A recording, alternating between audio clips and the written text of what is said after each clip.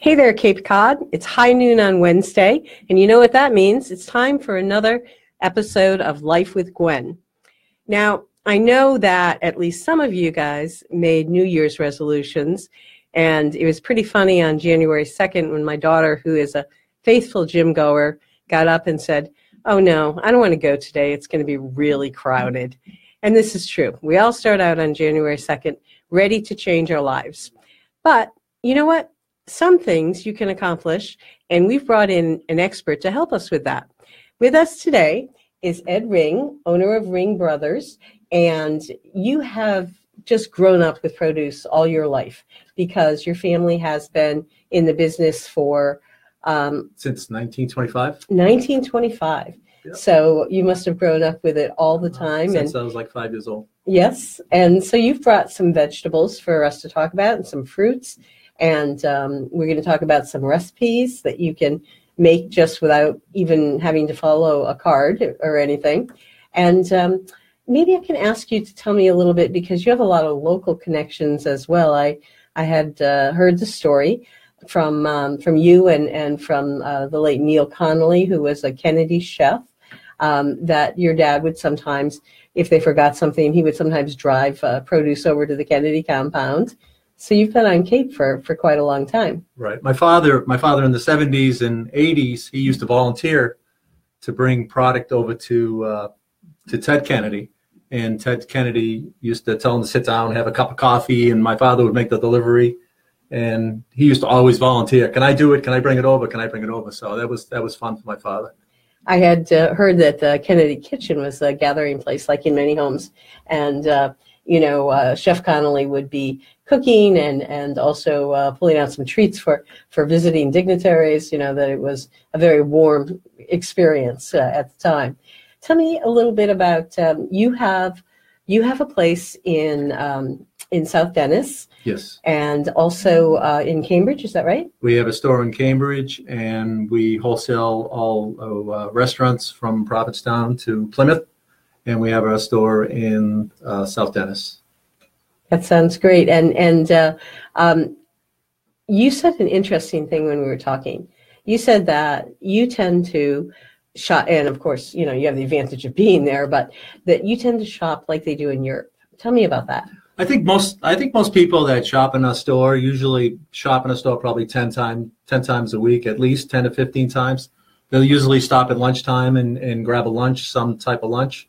And then by the time right around 4:35, 5:30, people are picking up product for that dinner for that night. They're not even thinking beyond before 5 o'clock. What can I have tonight? Let me get some fish. Well, let me get some meat. And what produce will go with that? And out the door they go. So that's usually what happens in our store. Well, that's interesting. So it makes the point too that one of the mistakes I think people make when they decide to add fruits and veggies to their diet is they go to a store, they buy a week or two's worth of food, and then it starts going bad on them. And it gets discouraging because all those good intentions are suddenly bad produce that has to be cleaned out of the refrigerator. So you're suggesting that people, as often as they can, even if they can't come every day, come in and pick out produce for a day or 2 days in order to get the freshest and the best flavor. That is our primary customer, the person who shops every day. So because it is a marketplace and everything is very fresh and there are a lot of ways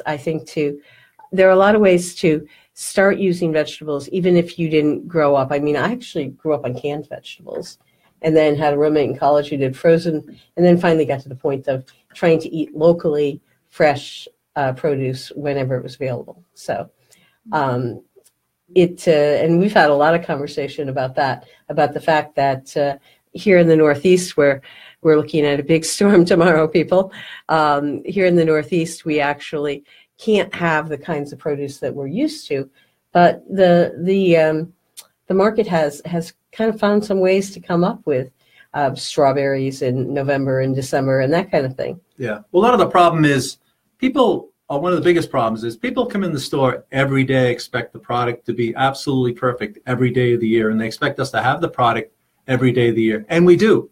We do have the product, but sometimes no matter where you got the product, say a cantaloupe or a honeydew or corn or tomatoes or whatever, certain times of the year, they're not as good a quality as everyone would like them to be.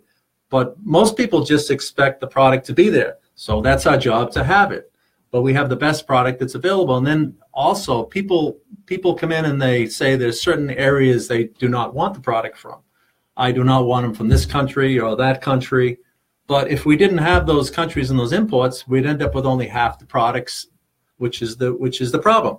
So we try to stay away from all those countries that people don't like, but we bring the product in. So sometimes it's not quite what they want or quite where they want it to be from, but we'll have it. So that becomes a problem in itself. Yeah, Mexico is a good example because maybe 12 years ago they had a problem with their exported bell peppers. Right. And it actually led to quite a big investigation with the U.S. Department of Agriculture. But, those things, as you say, if you want to have bell peppers in winter, that's what you're looking at. It is good to look at what, countries your food is coming from, but it's also something to remember that the reason you have this choice is mostly because of imports and a little bit of hydroponic growing and that kind of thing. Right. But people will make the comments. They'll make the comment, why do you bring those in from Mexico? Why do you bring those tomatoes from Mexico? Why do you bring those strawberries from Mexico? Well, then there wouldn't be any. There'd be none. Then some people say, well, then there shouldn't be any. I know, but that's not what we do for a living. So the product is good. It's their opinion. I don't know if it's bad or good or whatever, but it's their opinion. It's not necessarily true. Well, people can make a decision about whether they want to eat what's in season locally or whether they want to expand a little bit beyond that. I was actually kind of surprised to see that you brought in this beautiful piece of corn. Can you guys see that out there? Somebody send me some comments so I can tell if you can see. I like to invite everybody to ask questions and to comment on the show as we're going so that we can answer anything that you might be wondering about. But anyway, what I was surprised about is that this is Florida corn. Florida corn is from now right through April. Except April, some people will start to think it's local. It's still from Florida and it's still good. Uh-huh. But the problem is right now, people don't, in their head, they don't think of corn as a thing to eat this time of year. But the corn is very good. Mm-hmm. It looks great. It is very good. But it's just a psychological thing of years ago, there weren't any, so why should there be corn? Mm-hmm. So, but the corn is very good. So, and I think we're seeing a lot more year-round grillers too. Yes. I have a friend who will go out, shovel a path, not to the car, but to the grill so that she can make dinner if we have this big storm tomorrow.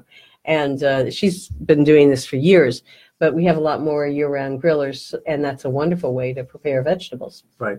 We grill all year. In my house, half the nights of the week we do grilling on the grill. Mm-hmm. So. Tell me about some of the vegetables that are particularly good on the grill. Let's talk about broccolini. Broccolini could be grilled. It's one of the easiest vegetables. You take broccolini, you spray it up with a little olive oil, a little salt and pepper, put it on the grill. 2 or 3 minutes later, you have a beautiful meal for two. Uh-huh. And you were telling me a story about what broccolini is and also about the fact that the name is... Broccolini is, as far as I know, is half cabbage and half broccoli. There's in broccoli. Kale. I'm sorry. That's okay. Kale. Broccolini is also a brand, and broccolini is also a particular variety of broccolini. There's other brands out there that are a little bit different. They look the same, but they're not exactly the same. Broccolini was the original, and it's probably the best. Mm-hmm. So I didn't realize that was a trade name as well as Yes. well as the name of a product. And while we're on the subject of broccoli, you were talking with one of my colleagues about broccoli rabe. Is that how you say it? Broccoli rabe, yes. Uh-huh. But you said that only the Italians buy broccoli rabe. Well, lots of Italians will know that anyone that asks in the store, where's the broccoli rabe, they're usually Italian. Uh-huh. I grew up in an Italian home, so I know that. But I'm an honorary Italian. I have friends who took me in during college, and their mothers fed me. So it's like magic living in an Italian home. if you mention that you like a certain food, it shows up on the stove the next week, the next time you visit. Oh, great. We have a question. Bruce Cunningham. We grow everything in Washington and California. Oh, okay. So I think from our conversation, you were saying that you get as many U.S. products as you can. Yes. And depending on what the supply is and which month of the year it is and which crop is ready at what time. But usually the freight would be probably twice as much from California, obviously, as from Florida. So most of the East Coast would bring in most of the product from Florida. And most of the western Mississippi would use probably most of the California product. And we bring it in from Mexico when Florida does not have enough. Or if Florida ever had a freeze, then everything would come from Mexico and California. So they'd always fill the gaps at some point. So because one of the things that we were talking about was the importance of having a steady supply of produce. Right, which is important. But that's where if Florida had a freeze and California had a freeze, everything would come from Mexico and everywhere else. They would fill the gaps at some point.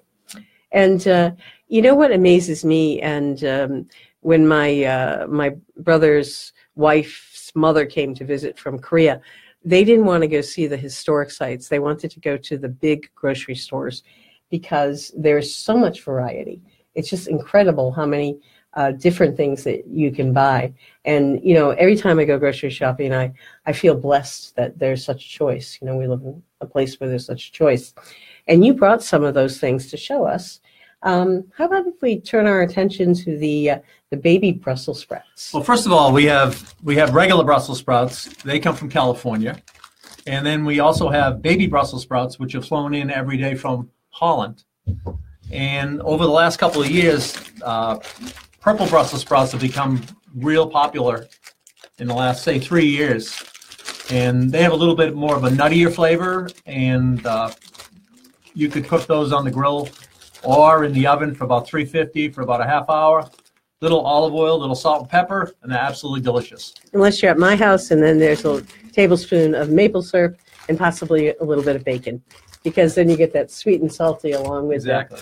And these are like, I always think of them as baby cabbages because they have that layered feel to them. Right. When you bite into them, and they're a little charred on the outside and very tender on the inside. They, most people in the past I've talked to have said, "Oh, Brussels sprouts," but they're actually really good. Brussels sprouts are delicious, and there's another item that Brussels sprouts used to be just basically September through Christmas. Now Brussels sprouts are a year-round item. They're 12 months a year you can get Brussels sprouts, and they sell evenly all year. So it's another one of those items that went 12 months. Well, I've been seeing them on restaurant menus, and I think that Very popular. Also pushes them. I had them in Provincetown at Betsy's, I think it is. So they were very good. Let's see. Are tomatoes good year-round? My husband feels they aren't as good in winter. That's probably not true.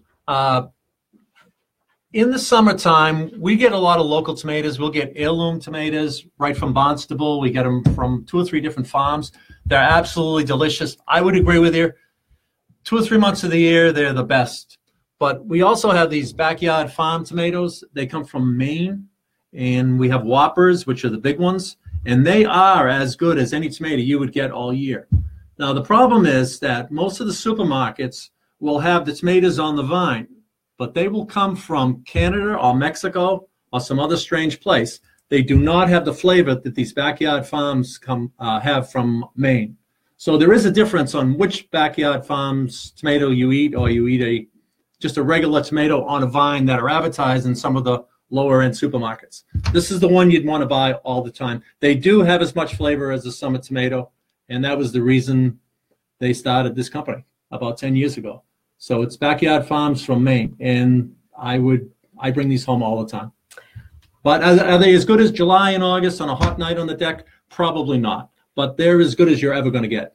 Well, these are the only ones we ever handle. I have to tell you, Ed, you just redeemed yourself, because there is, in my mind, nothing like a summer tomato. I can remember as a kid walking, around and walking past the stands and eating those summer tomatoes as we were out headed someplace. We'd bring the salt with us. And there's just nothing like a sun-warmed summer tomato, Right. And it is summertime too. It's like having a lobster in August on the deck versus a lobster in the kitchen in January. It tastes different. True. It's the same lobster, but it tastes That's different. true. Now, I wanted to ask you about the price points for the backyard tomatoes. Price points they may be $1 a pound more than most of the other tomatoes that are on the vine in most of the supermarkets, but they're worth the difference. Mm-hmm. Yep, I but totally they do come agree. from Maine, and they are picked every day. One of my favorite things in the world to eat is a tomato sandwich on a good white Italian bread, a little bit of mayonnaise. It's just, right? I think that's all you need, So let's talk a little bit, because you've brought so much variety with you here. Let's talk a little bit about people eating with their eyes as well as their stomachs in terms of fruits and veggies. And I think one thing that demonstrates that is your carrots here. This is carrots, right? Yes. Okay. Organic Rainbow carrots. Carrots.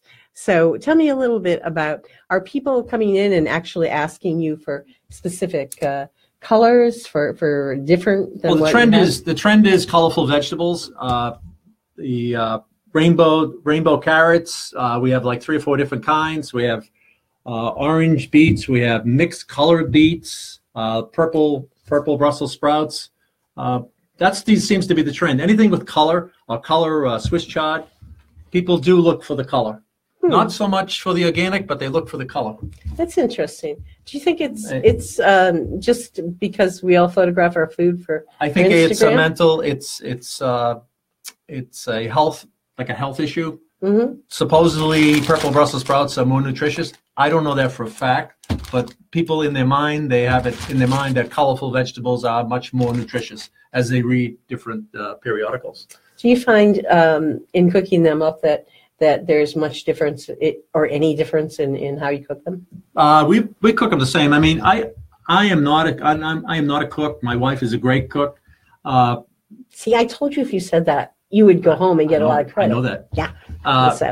But just even taking the carrots just as they are, cutting them off, 350. Everything's 350 for me. 30 minutes in the oven. Spray with olive oil, and it's done.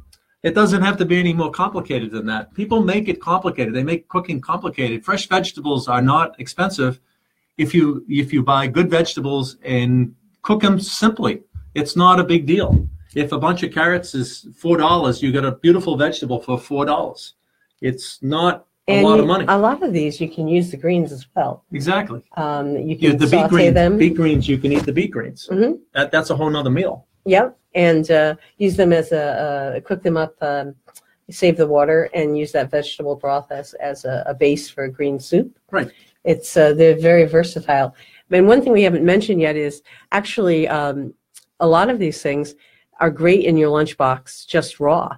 Those carrots look ready to eat. A little wash, little rinse off, and right. They taste great because you get a different flavor on a lot of things if you have it plain. Your colleagues will tease you, by the way, because I do eat bell peppers like apples and that is carrots. our best selling item on our salad bar in the store. Yeah? Peppers, cut up peppers is the #1 item. I don't even cut them up. I just wash it. Well, that's okay. Rinse it off and it's ready to go because it makes you feel like you're eating healthfully, and after you develop a flavor for it as well. So asparagus is now turned into a year-round grilling item. In the summertime, we could never even get asparagus. When we were kids, you got asparagus March, April, May, maybe June. Now it's 12 months a year. So June, July, and August is one of the best selling items for fresh asparagus. So there's a great grilling item. That's like 3 or 4 minutes on the grill, little olive oil, little salt and pepper.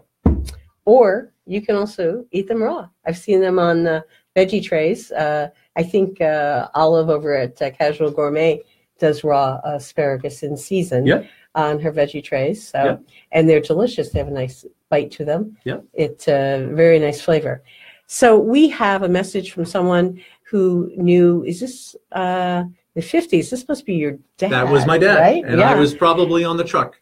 So the message says, from Janice Caruso, I grew up in Malden in the 50s where Steve Ring was our fruit man.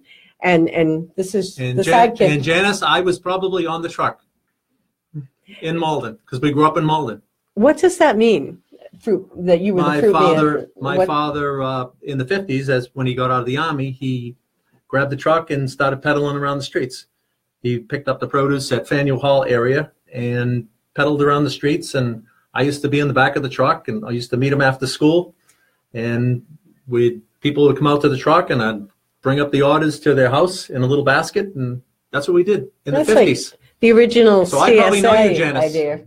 I probably know you, Janice. So that's really interesting. I actually didn't know that happened. Yes, it did. And so would people like place their orders ahead and then you bag them up? No, my father just went out on the street, certain time, certain day, and a certain area. He'd stop at the same spot, and all the women were home at that time. Now probably nobody's home, but in those days, everybody was home. So 10, 15, 20 women would all come out all at once. So, and my father did that right through the 60s. I do see that a little bit. I see we have a corn man near where I live, and his truck is always parked in the same place. You have to get there early because it's often sold out.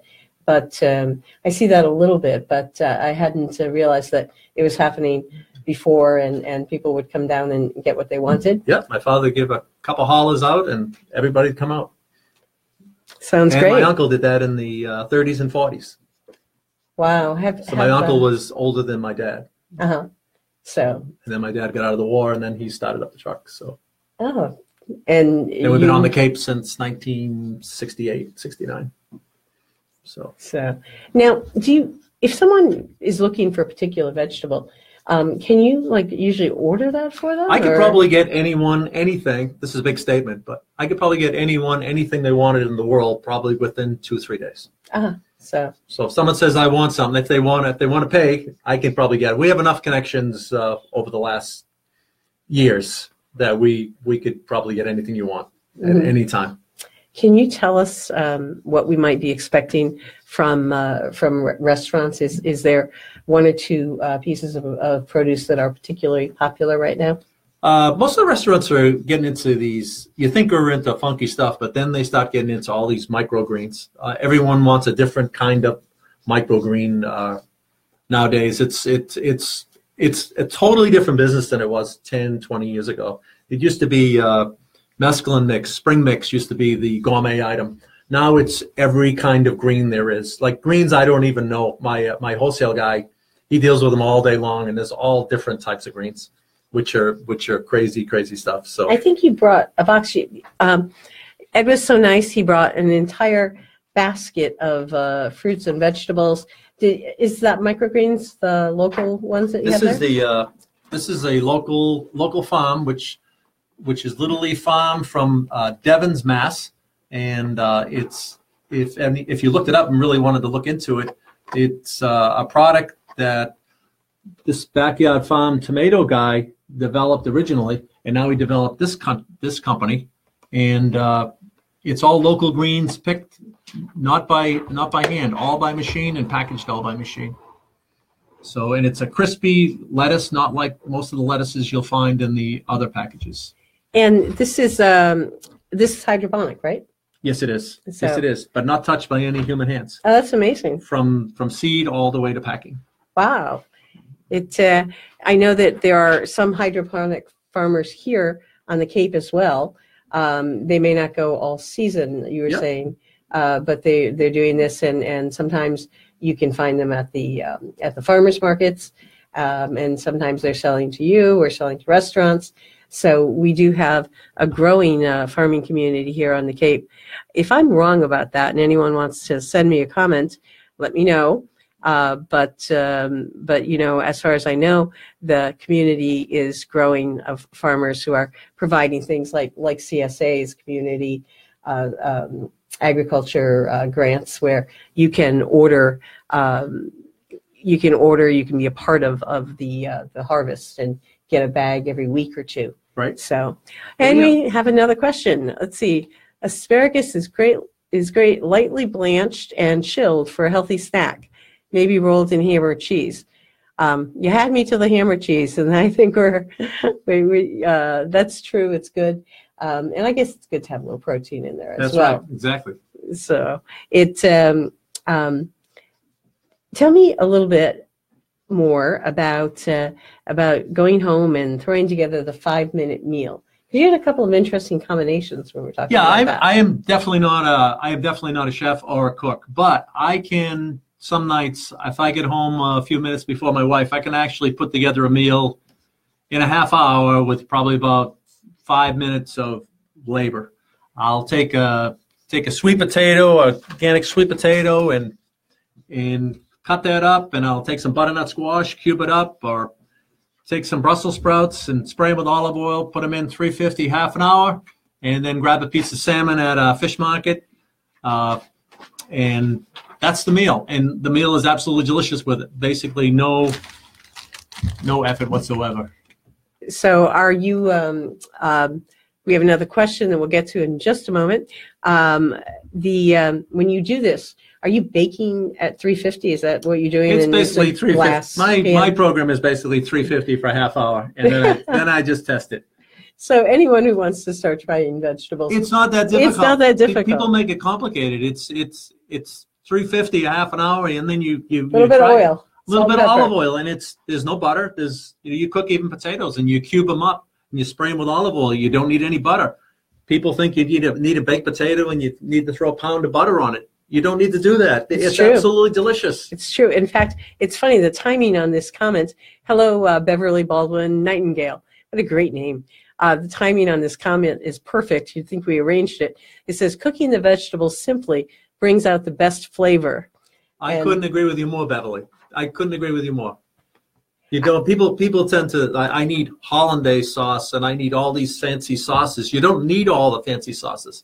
All you need is olive oil, salt, and pepper. It's delicious.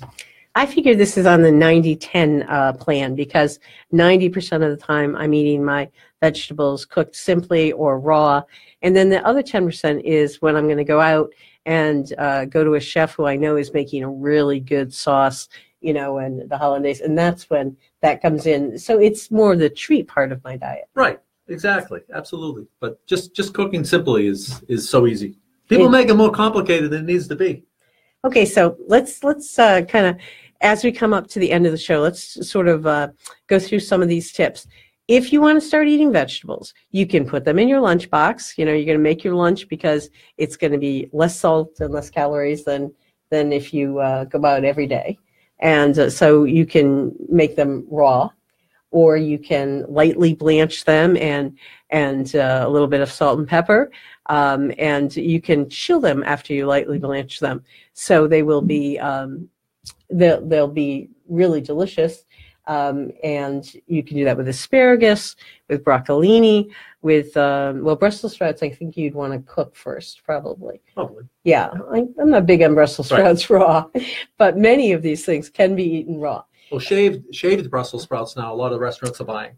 Right. Just shaved Brussels sprouts on top of a salad. Mm-hmm. So there's another way to do it. Absolutely. And you'll find that if you vary the texture on things, as you're saying here, that's true. I know there was a chef over at the Ocean House that used to use carrots by spiraling them. Right. And that's something that you guys do at the store. We do sell those. I actually did not bring a package, but we sell spiraled butternut squash and zucchini, which is the #1 item, and sweet potatoes and beets. Spiral beets on top of a salad, absolutely delicious. I had them the other night. Even if you don't like beets, they were delicious. Yes, I hated beets until I tasted fresh beets. Oh, you can take now they're wonderful. Sweet potatoes, or just put hot sauce on top of the sweet potato or the butternut squash. That's all you need to do, and you got a pasta meal that's absolutely delicious. So it's really a lot more fun and a lot easier than you might think. We will be giving you recipes regularly through the year about how healthy, how you can make healthy vegetarian meals. So join us again next week for the Cape Cod Times Facebook Live show, Life with Gwen. And we want to thank you, Ed, for coming and sharing your knowledge of produce. You are welcome. And just remember, you don't need to be on a diet. You can just eat normal and eat well. Right. It's not just calories. Don't be on a diet. Yeah. Because the diet will fail. Good for you. All right, everybody. See you next week. Thank you.